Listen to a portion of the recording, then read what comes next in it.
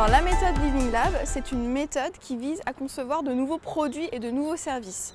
Et la spécificité de cette méthode, c'est qu'elle doit associer l'utilisateur final du produit ou du service dès le début, c'est-à-dire dès l'idéation ou la conception ou le prototypage des produits ou des services.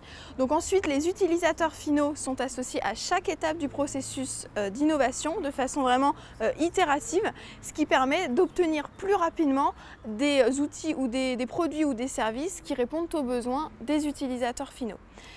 Donc c'est également une méthode qui prône l'innovation ouverte, donc ça veut dire une innovation qui implique différents systèmes d'acteurs, publics, privés, citoyens. Au sein du LIT, ce qu'on a fait, c'est qu'on a mis en place des groupes de réflexion qui associent à la fois des agriculteurs, des acteurs du territoire, des acteurs de la recherche, des entreprises, dans cet esprit d'innovation ouverte. On a également mis en place un comité agriculteur, donc qui réunit des agriculteurs pour qu'ils puissent échanger directement avec des porteurs d'idées sur leurs idées innovantes.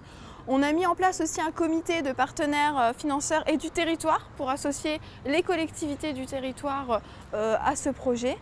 Il existe très peu de Living Lab agricoles dans le monde et a fortiori en France.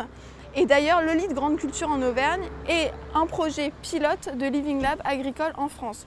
Donc en fait, on est un peu, étant pilote, on doit un petit peu inventer l'adaptation de la méthode Living Lab au secteur agricole.